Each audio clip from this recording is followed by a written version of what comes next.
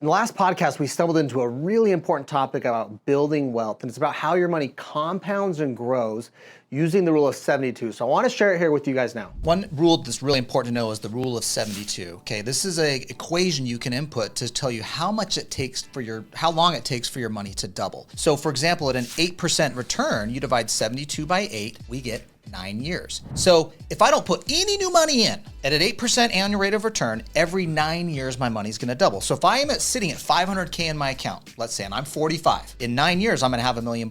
So at age 54, I'm gonna have $1 million.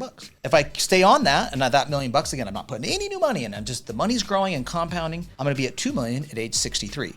So another good metric when you're thinking about, well, where am I at right now? How's my money gonna be in the next 9 to 10 years? Think of the rule of 72. At 8%, it's gonna be doubling every 9 years. Where are you putting that money? Well, again, lots of options. My take is the baseline is that you should at least be funding your own individual IRA and preferably a Roth. And we come to the 401k at work or 401k in your small business, but every year, and Matt really taught me this, as the friend and brother he is to me, is like, Mark, you just got to do it every year. You just got to fund your Roth every year. And as soon as you can at the beginning of the year, don't wait till December or April 15th, get that money in your Roth IRA working for you as fast as possible. And by the way, everybody, no matter what age and however much money you're making, you can always have a Roth. A backdoor Roth 401k is a very common and surprisingly unwell-known strategy. I was talking to a financial advisor the other day that said, yeah, I wish more of my wealthy clients could do a Roth. I'm like, where did you go to school? Holy crap. So anyway, the point is everybody should at least have an IRA or a Roth and funding that every year. That's where it all starts. That's just the basic that we can all get our head around. I love the apps that help you do that, whether it's even your Schwab app, your Acorns app or Robinhood app. They will help you do those auto deposits and just out of sight, out of mind. But if you can compound that or double down, now we start playing with the 401k. Yeah. Here's what I think is important too. I want to just on strategy too. If you have a day job, one of the things we always like to teach, and this is kind of a Mark one I like, is the matching out. Okay. I like at least be throwing that 6K or 7K now, in your Roth or traditional IRA.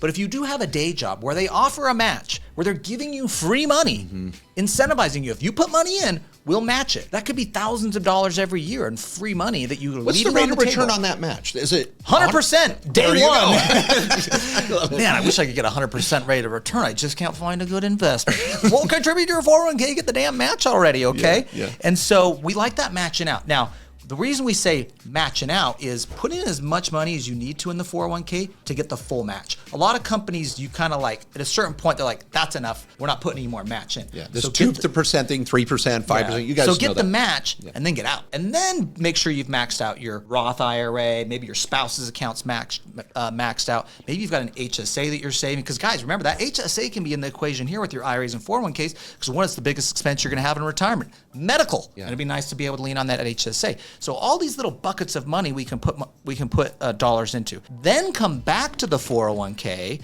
and throw more money in. You're not getting a match, but I'm getting that tax deferred if I'm doing traditional or that tax free growth if I'm doing Roth in this tax deferred bucket again, or tax preferred bucket, I should say, for long-term wealth building. And I'm just going to summarize the strategy of structure with this. There are multiple structures that can be used in conjunction with one another at different times in your life. Maybe you're having a good year, grandma left you inheritance, you sold a fix and flip, you had a rental property that you cashed in on. Those are the years to not go blow a bunch of money on take a year off and live in Costa Rica or go on a worldwide cruise. That's the year where you're like, okay, I'm going to double down. I'm going to really throw down. Because if you can get the matching, use a combination of the HSA, IRA, Roth, all of a sudden, these estimates we've given you, you've blown them out of the water and you're ahead of the curve. And this is what the wealthy do.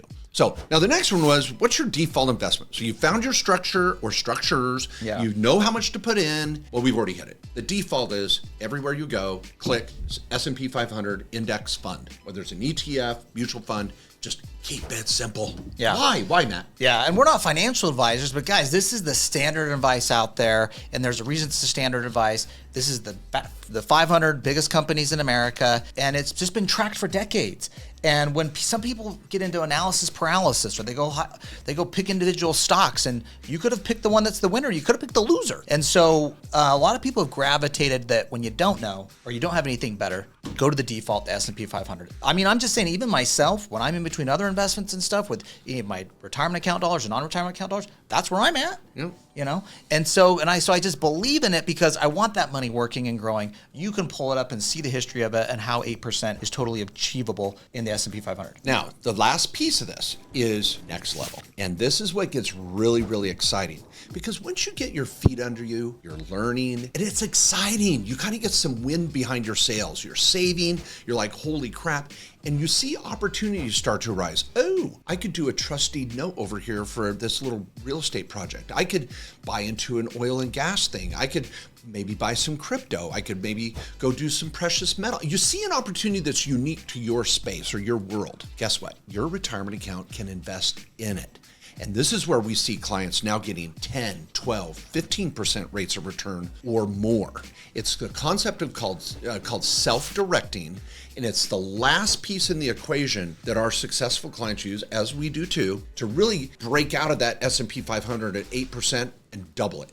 Now your numbers even go more off the chart once you learn that concept. So Matt, you kind of believe in self-directing, right? I mean, Yeah, you've heard of that? I wrote a freaking book about it. Self-directed IRA handbook. You know, Mark and I co-founded Directed IRA, Directed Trust Company, fastest growing self-directed IRA company, Inc. 5000 award winner, 1.6 billion in assets. And so we're helping clients do this every day in their IRA or 401ks. And yes, you can buy real estate. You could invest in a small business, a private fund, do some private money lending with your own IRA or 401k dollars. You don't just have to buy the S&P 500. Now, buy the S&P 500. We want to get started. We want you to save them. For some of you, that may be where you stop, but there's more. You do have options, particularly if you're entrepreneurial. Yeah, the entrepreneurial investor, maybe you're a real estate investor, a small business owner. A lot of them love to self-direct. They get more control of it and they can get a better return. Now, here's why a better return really matters. If I can get 12% in my self-directed account, which we see very often, I get it in mind, you can see it very often right now, my money now doubles. I'm just doing the rule of 72 every 6 years at 12% rather than every 9. Now I'm getting that compounding. You think how that is over investing or 20, 30 years of a retirement account. That is just huge. Because what we want to do is we want our money to work harder for us. We don't want to work harder. Yeah. And so if I can get a better return on my investments without taking on more risk, you got to be careful there. Of course, we're going to accelerate and have a bigger retirement account. And so we just want to let you know that you don't just have to think of the stock market. You may be a stock market wizard and be like, I can get 12% in the stock market because I can do that. Fine, okay, maybe. But there's other alternatives. Wall Street's not telling you about it. It's called self-directing. We have a whole podcast, a sister podcast called the Directed IRA Podcast, just about that. Yeah, and I think another way of saying what just Matt said in a simple way is